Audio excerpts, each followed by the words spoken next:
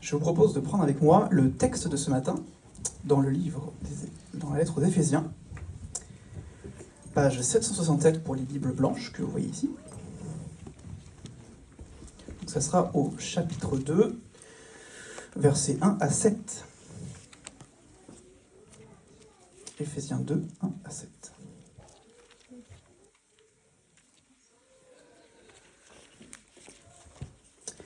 Quant à vous, vous y étiez morts à cause de vos fautes et de vos péchés, que vous pratiquiez autrefois conformément à la façon de vivre de ce monde, conformément au prince de la puissance de l'air, de l'esprit qui est actuellement à l'œuvre parmi les hommes rebelles.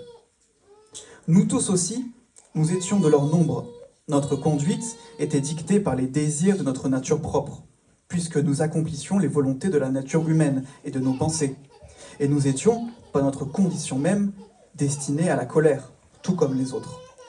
Mais Dieu est riche en compassion, à cause du grand amour dont il nous a aimés. Nous qui étions morts en raison de nos fautes, il nous a rendus à la vie avec Christ.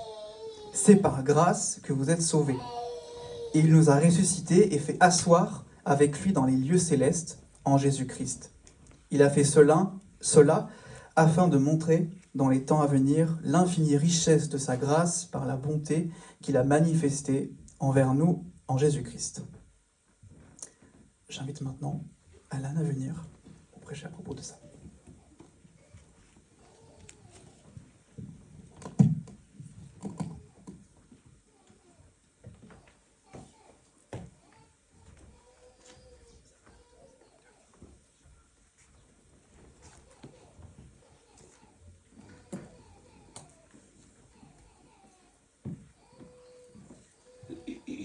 Alors, merci pour, merci pour votre accueil et pour l'invitation de vous adresser ce matin. J'ai proposé de prendre ce texte de la lettre aux Éphésiens. C'est un passage qui m'est assez cher. Et je ne savais pas en ce temps-là que vous avez fait quelques études dans la lettre aux Éphésiens récemment. Vous avez fait des études sur la nature de l'Église dans la lettre aux Éphésiens, je crois, quelque chose comme ça. Moi, j'y vais pour une autre raison. C'est un peu pour la période de l'année qu'on vit actuellement. Parce qu'on est le 3 novembre, quelque chose comme ça. Alors, est-ce que quelqu'un ici a fêté ou commémoré ou célébré quelque chose cette semaine? Qu'est-ce que vous avez fait? Vous n'êtes pas trop fêtard, c'est ça? Oublieux ou quelque chose comme ça. Qu'est-ce qu'on fête à la fin d'octobre?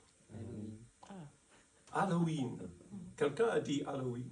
Alors, c'est quoi l'idée d'Halloween? Et est-ce qu'on a eu une autre occasion de, même si on ne fête pas, d'être un peu plus à l'aise cette semaine? Il y a un jour férié. Ouais, pourquoi? C'était quoi ce jour férié? Oui, la Toussaint. C'est quoi la Toussaint, en fait? Oui, la fête des morts. On fête pas les morts, mais en principe, on commémore un peu les morts, quoi. On se souvient des défunts. Alors, ça, c'est un peu les fêtes de fin d'octobre. On a Halloween. Halloween, en principe, c'est la veille de la fête des morts. C'est ça. All Hallows Eve. Ça vient de All Hallows Eve. Ça veut dire la veille de tous les saints. Bon. Mais je trouve ça intéressant parce que à cette période d'octobre, on est en train de penser un peu à la vie et à la mort, à la lumière et aux ténèbres. Parce que souvent à Halloween, on se déguise, on se met en déguisement et on sort le soir pour... parfois pour faire de petites bêtises ou pour demander des bonbons ou pour faire des choses un peu inhabituelles, quoi. Alors, lumière et ténèbres, vie et mort. Mais il y a une autre chose qui se fait parfois à la fin d'octobre, et notamment par les chrétiens. Vous avez des idées? C'est la fête de la Réforme protestante.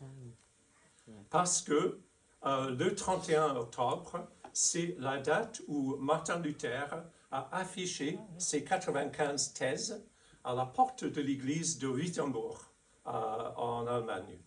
Et lui, il voulait simplement provoquer des discussions autour de l'idée du pardon, des indulgences et comment la vie chrétienne se vit.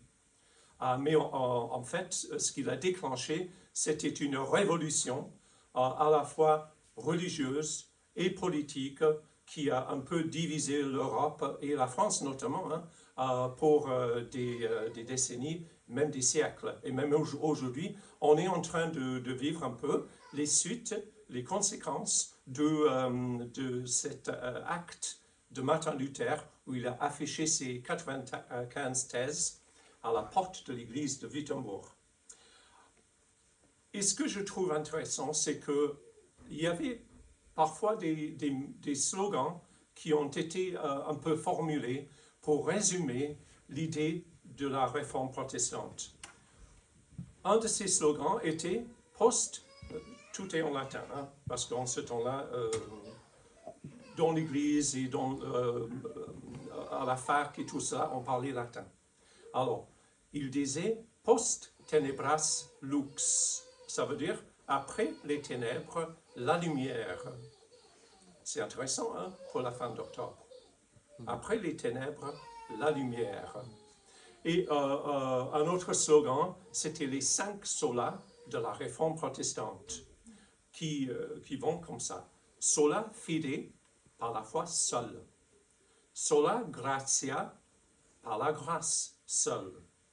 Sola scriptura, les Écritures seules. Solus Christus, par Christ seul. Et soli Deo Gloria, ça veut dire gloire à Dieu seul. Les 5 solas de la réforme protestante. Alors, ça me mène un peu à ce passage cette semaine, parce que je me suis dit, ce passage quand même parle de la mort et de la vie, et aussi des ténèbres et de la lumière. Et c'est pour ça que je veux aborder un peu ce passage avec vous ce matin. Et mon message ce matin se divise en 3 parties, 3 titres. Et le premier, c'est pour noter votre état naturel sans Christ. Notre état naturel sans Christ. N'importe qui on est, n'importe ce qu'on a vécu, n'importe ce qu'on a fait dans la vie, Paul dit, vous étiez morts. Notre état naturel sans Christ, on est mort. On est mort. Parfois, les gens parlent de leur conversion. Ils donnent un témoignage, ils portent un témoignage sur leur vie avec Christ, quoi. Ils disent, ah oui, avant ma conversion, ma vie était en dérèglement total. Je menais une vie vraiment affreuse. Je faisais des choses impensables et tout ça. Il y a d'autres personnes qui pensent, oh non, ma vie était un peu normale, quoi. Je suis un gars lambda, j'ai rien fait de très grave, j'ai rien fait de très grandiose, je suis un peu nul, quoi. Mais je me suis converti quand même. Écoute, toute conversion est un miracle. Pourquoi? Parce que notre état naturel sans Christ est que nous sommes morts. Morts sans Christ. Ça veut dire que le péché et nos fautes ne nous rendent pas malades. C'est pas que nous sommes malades sans Christ. C'est pas ça. Il est vrai que souvent on est malade, quoi. Mais c'est pas que le péché et nos fautes nous rendent malades. C'est pas que le péché et nos fautes nous rendent stupides. C'est pas ça. Parfois on est idiot. On arrive tous à faire des choses bêtes. c'est pas que nos fautes et nos péchés nous rendent perdus. C'est vrai que sans Christ, on est perdu. C'est pas que nos péchés et nos fautes nous rendent perplexes. C'est vrai qu'on est souvent perplexe. Mais Paul dit, vous étiez morts. Morts. C'est un mot très fort. Et je veux le souligner. Parce que je pense qu'il faut faire face à l'état de l'homme naturel et la femme naturelle sans Christ. Sans Christ, vous êtes morts. Alors, évidemment, on parle de la mort spirituelle. La mort spirituelle. Les gens disent qu'on vit bien à Bordeaux, que Bordeaux c'est agréable, c'est une ville agréable. On vit bien. Moi, ça fait 19 ans maintenant que je vis à Bordeaux, hein, et je n'ai pas trop envie de quitter Bordeaux. Je suis bien ici, on est bien ici. Hein. On a tout ce qu'il faut. Et on a vu arriver énormément de restos. Maintenant, ma femme et moi, il y a quelques ans, je crois, on a décidé de faire le tour du monde de la cuisine juste à la rue Sainte-Catherine. Parce que tout est possible, hein? Presque tout est possible. Il y a même maintenant, apparemment, des restos au Mexique qui sont très bien. C'est énorme, hein? On vit bien à Bordeaux. Mais ça n'empêche pas le fait que les gens, tout en vivant bien à Bordeaux, sont morts. Parce qu'on parle de la mort spirituelle. Tous celles et ceux qui vivent à Bordeaux sans Christ, c'est la mort vivante. C'est la mort vive. Alors, ça me mène à une petite observation. Hein. Parfois, on s'énerve avec les Bordelais. On pense, écoute, les Bordelais, ils sont trop préoccupés par les plaisirs de ce monde, quoi, et d'avoir une vie calme et bien. Ils ne réfléchissent pas à l'avenir et à Dieu et aux choses grandes, quoi. Mais pourquoi s'énerver contre les morts? Ça ne sert à rien. Ça ne sert à rien. Alors, il ne faut pas s'énerver contre les Bordelais, les gens qui nous sont chers. Hein. On les aime. Et on aimerait bien qu'ils se lèvent, qu'ils cherchent Dieu.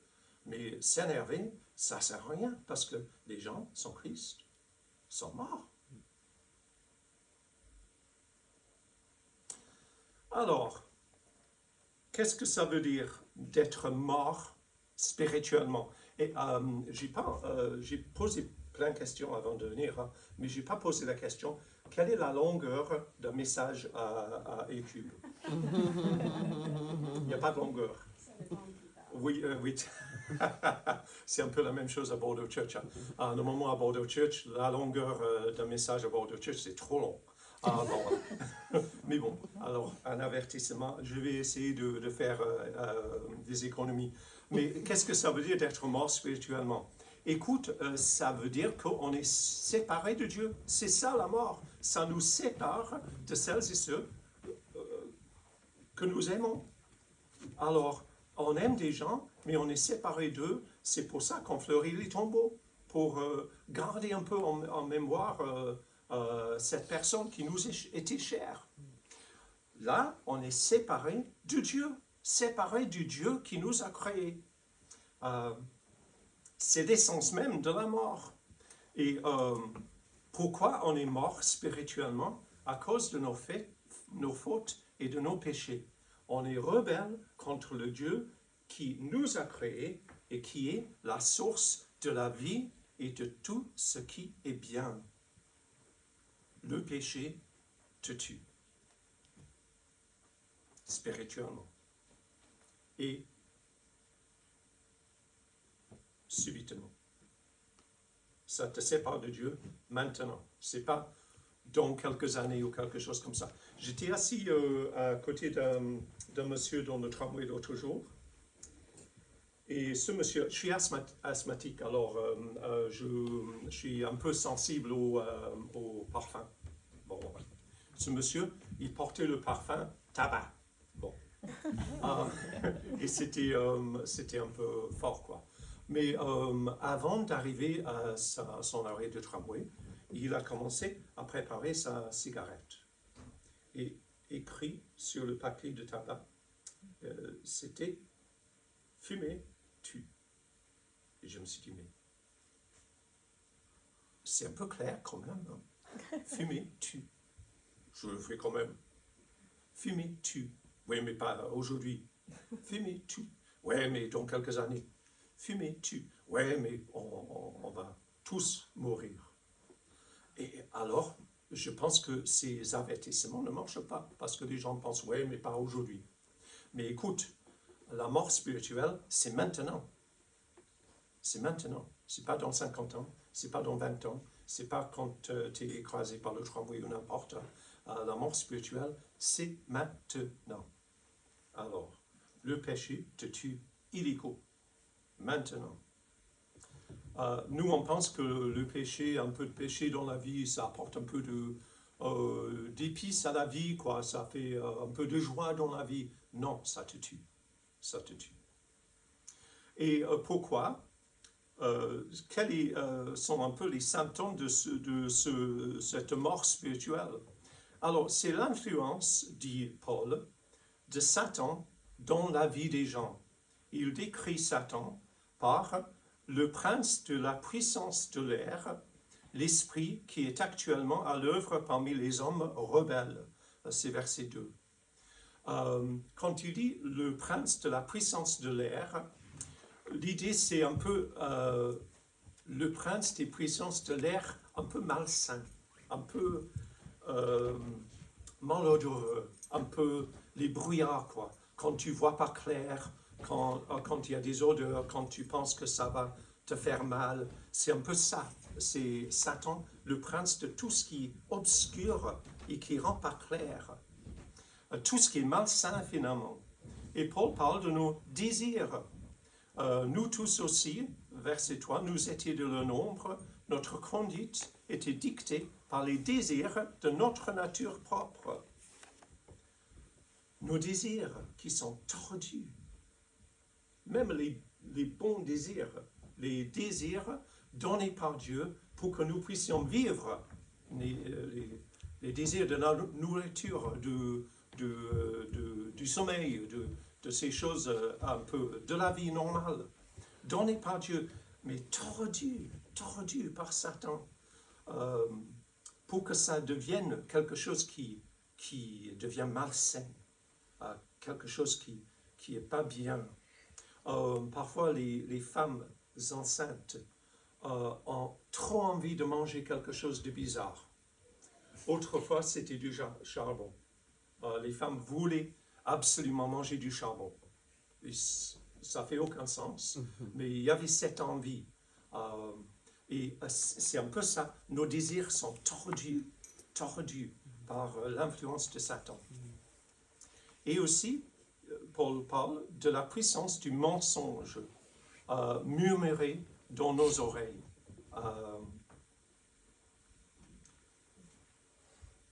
Satan, pour nous contrôler, il n'a pas besoin de faire des choses extrêmes. Il murmure des mensonges et ça court. Ça court. De bouche à oreille. Et tout le monde le croit. Et ça apporte pas simplement de mauvaises choses, mais la mort spirituelle.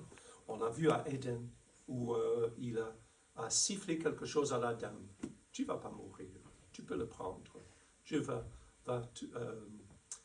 veut que tu ne touches pas le fruit parce qu'il sait que ça va t'apporter quelque chose de bien. Elle a pris et c'était la mort spirituelle subite. Alors il sème la confusion, il sème l'esclavage, il sème des choses autodestructrices. Et Paul parle aussi de notre destination, la destination de ces morts vivants. Il dit, destinés, nous étions par notre condition même destinés à la colère, tout comme les autres. Et ça se voit parfois. Il y a parfois la colère de Dieu qui se manifeste dans le monde. Mais normalement, on ne le voit pas trop. Mais toujours et tout le temps, il y a cette colère de Dieu contre le péché qui a tellement détruit sa création. Et nous aussi, avec. Alors, l'idée des morts vivants. Je ne sais pas si c'est arrivé cette semaine, mais souvent à Halloween, il y avait à Bordeaux le Zombie March, la marche des zombies. Je ne sais pas s'ils ont fait ça cette année. Normalement, il y a des photos dans les journaux et tout cela. Des gens qui se déguisent en zombies et qui vont à la place La Brosse pour un peu je pense, fêter Halloween, quoi. Mais en fait, c'est ça la réalité. La vie à Bordeaux, c'est un zombie march. Tu vois les gens en train de marcher. Mais c'est une marche de morts vivants. Coupés de Dieu, séparés de Dieu. La mort spirituelle. Séparés de Christ et de la vie qu'il donne. Alors c'est ça qu'il faut voir quand on voit les gens à Bordeaux.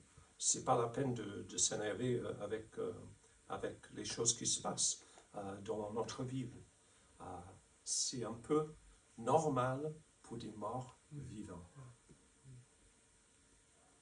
Alors, quel est l'espoir pour des gens morts vivants comme nous sans Christ?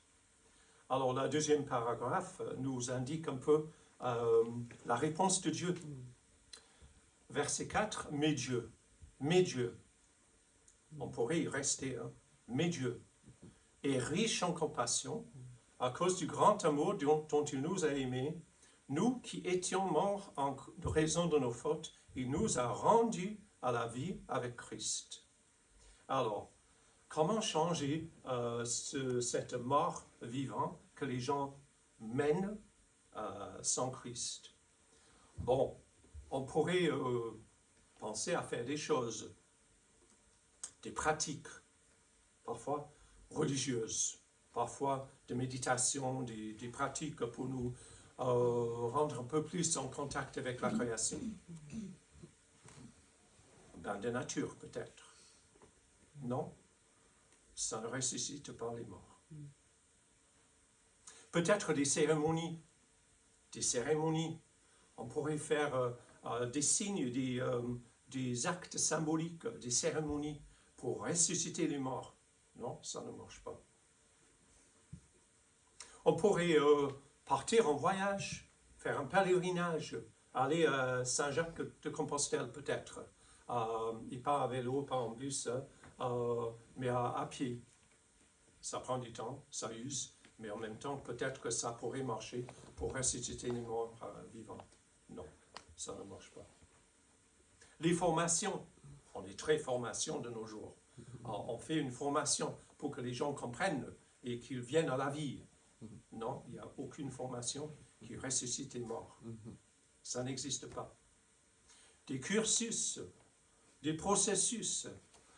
Il faut éduquer les gens, comme ça on ressuscite les morts. Non, c'est pas possible.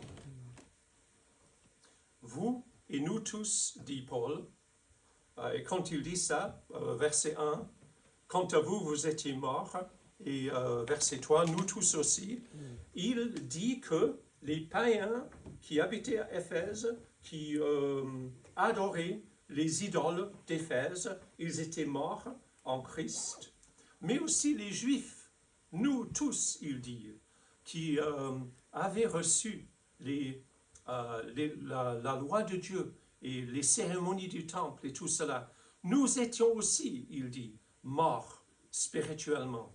Ce n'est pas la loi et des cérémonies qui vous rendent la vie.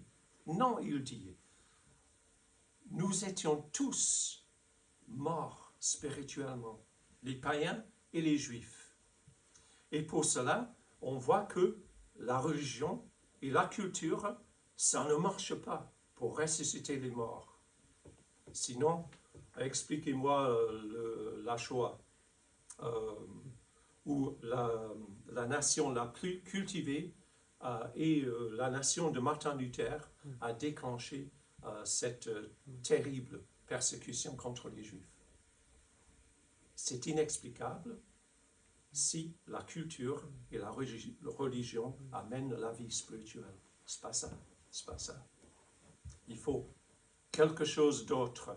Il y a une seule chose qui peut nous rendre la vie, qui peut nous donner la vie.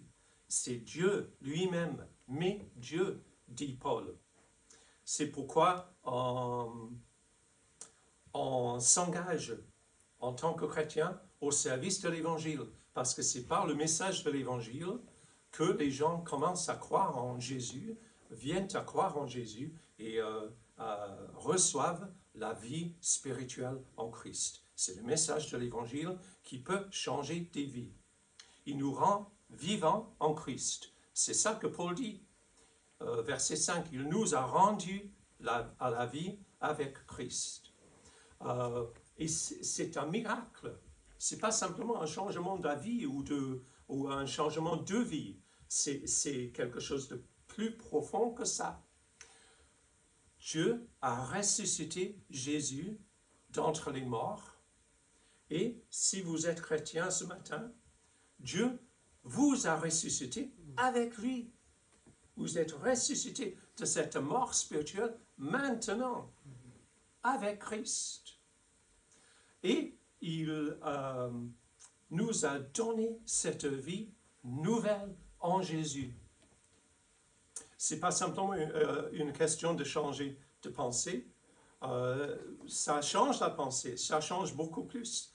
Mais c'est un passage de la mort à la vie. C'est un miracle. Alors, le témoignage de la conversion le plus nul possible.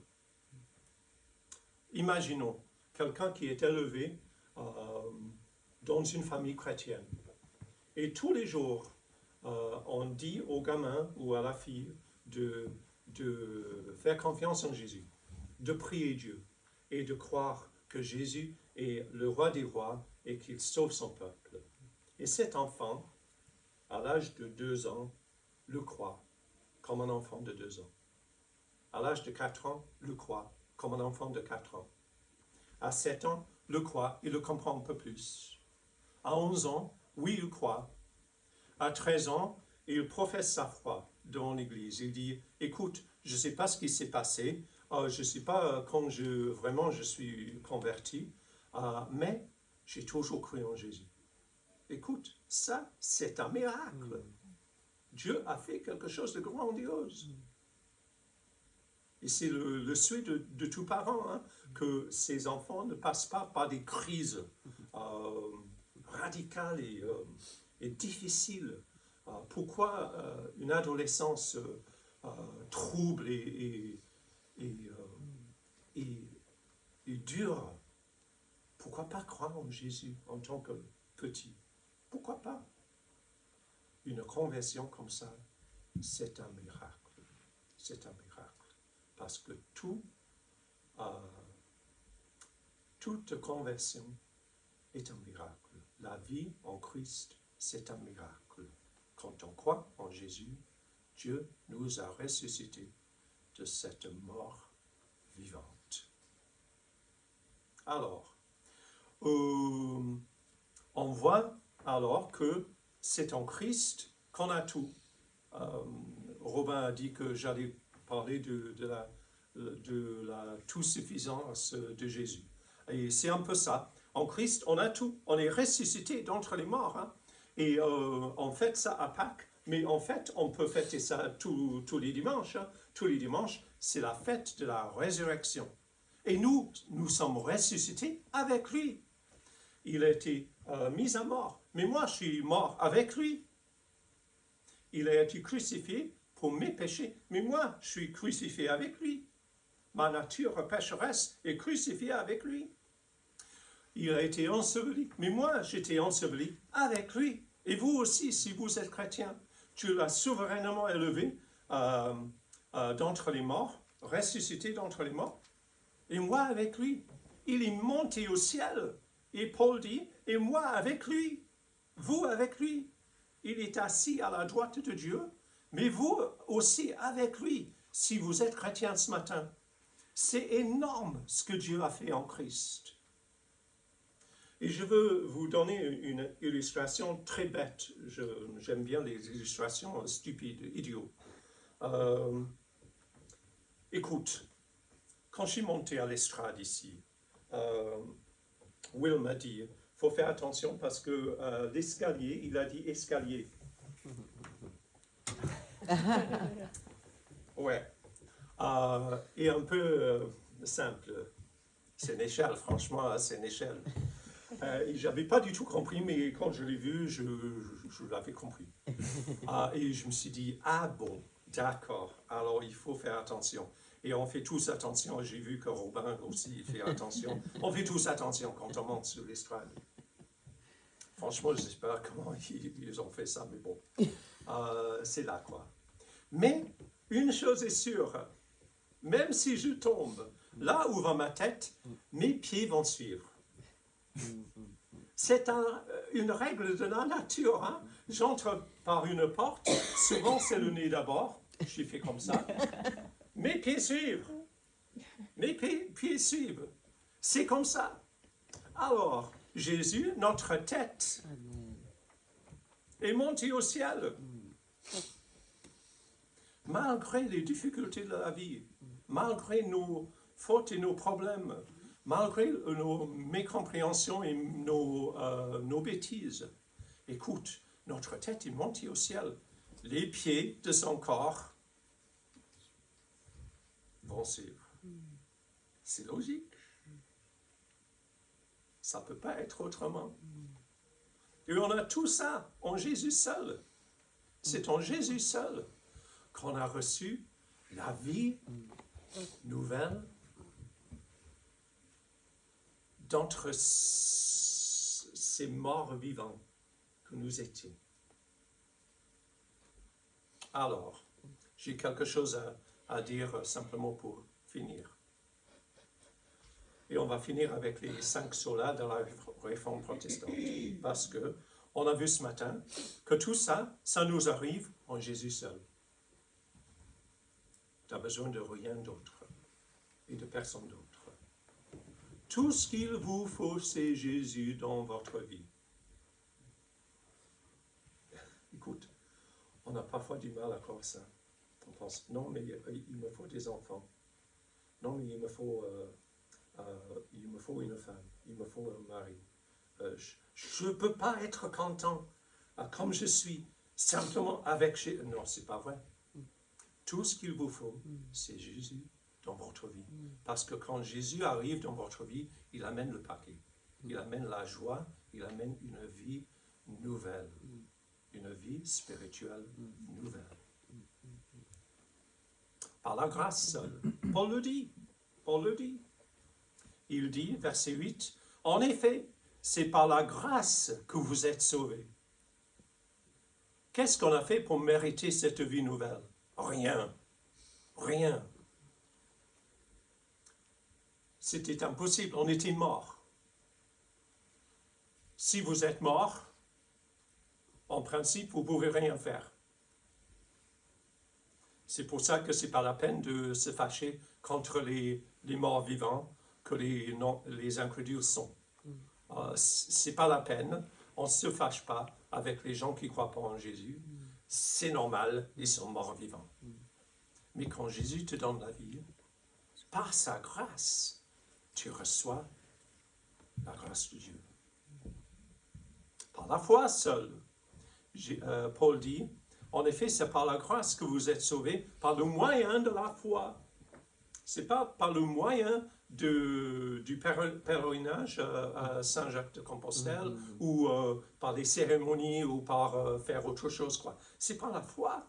La foi, ce n'est pas une petite chose, hein. C'est quelque chose de solide et de costaud. C'est quelque chose où on est ancré en Jésus. Notre confiance est en Jésus, par le moyen de la foi, il dit. Et par le témoignage des Écritures seules, parce qu'il n'y a pas d'autres livres qui nous parlent de ça.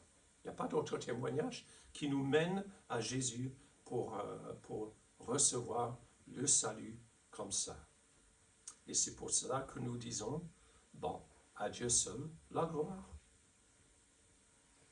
On ne peut pas se glorifier. On ne peut pas glorifier les uns les autres. C'est à Dieu seul qu'on donne gloire. Alors, à mon avis, même si Halloween, je ne sais pas si c'est votre truc à vous, c'est pas trop mon truc à moi. Et on habite dans un appartement, personne ne va frapper à la porte. Et pour l'instant, on ne pense pas qu'il y a des enfants dans la résidence. On n'a pas vu d'enfants dans la résidence. Alors, même des enfants, des voisins, ne vont pas frapper à la porte parce qu'il n'y en a pas. Bon. Alors, Halloween, ça ne se fait pas trop pour nous.